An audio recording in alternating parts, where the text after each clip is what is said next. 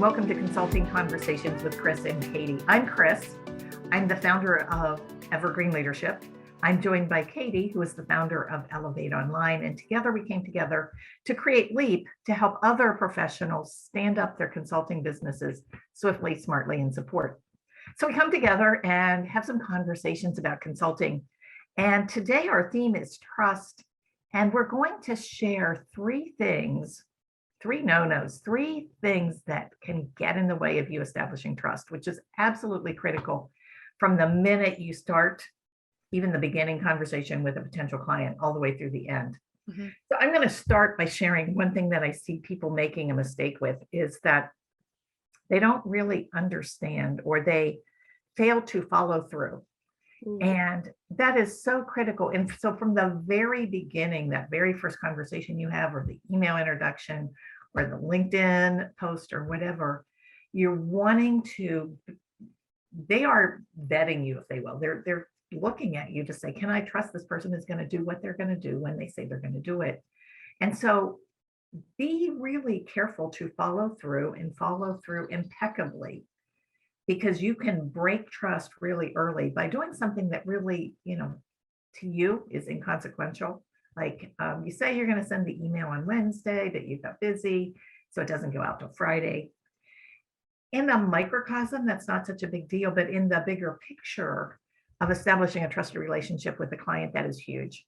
Because what you just said by sending that on Friday instead of Wednesday, as you said, is I don't value you enough to invest in this relationship, to do what I say I'm going to do when I'm going to do.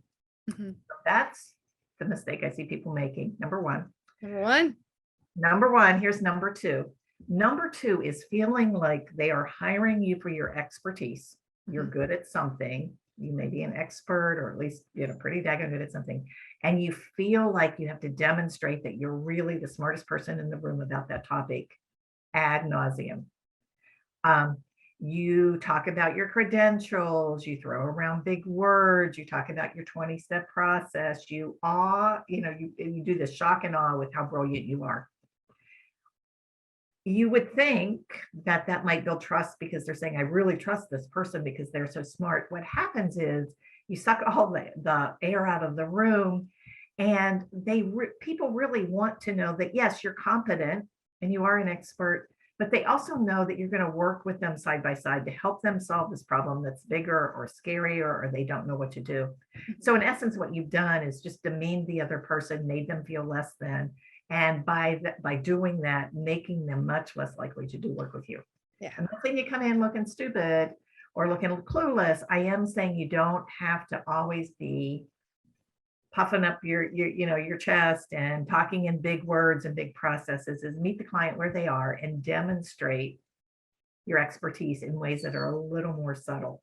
Mm-hmm. So that's two, Katie. We said there are three that we see people making mistakes with. What's the third one?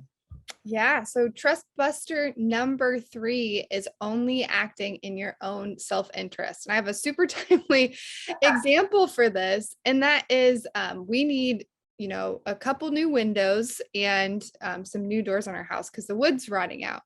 And so we have been speaking with several different contractors. It's our first time doing anything like this. And the first contractor that came out quoted us for all new windows on one part of the house and then all of the doors, saying, all right, I think you should just replace everything and go new. And when the second contractor came out, he looked at the windows and saw the two that had their seals broken. We're like, you can just contract those two out to a different glass company, like not related to us. They're going to get you fixed just right.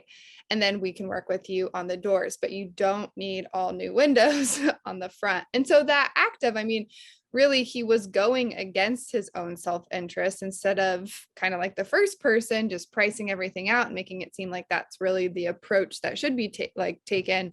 Mm-hmm. The second contractor really showed, I think, integrity, like built trust like this with us, where we're like, oh, we didn't realize like we could even do that because no one had told us. And so that is like the person then we are leaning towards. So it's just it was funny, like as that happened, I was thinking about Leap and how like that was, I could see it like in work, but really, man, instantly just by hearing that, the trust was there. And so I think like clients want to know that you see them as more than a transaction, that you're looking out for their best interest. And that's the way that they like the type of person that they want to choose to have continued work with. So if you're just trying to force a sale to happen, or if you don't think that the services that you're providing are actually going to address whatever the root of the problem is that they're facing, that's something you really want to avoid and think like, how can I take a more client-centric approach and make sure that I am always acting in my client's best interest.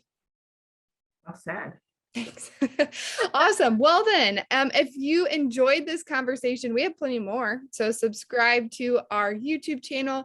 And we also have several free and paid resources all about consulting that you can learn more about here.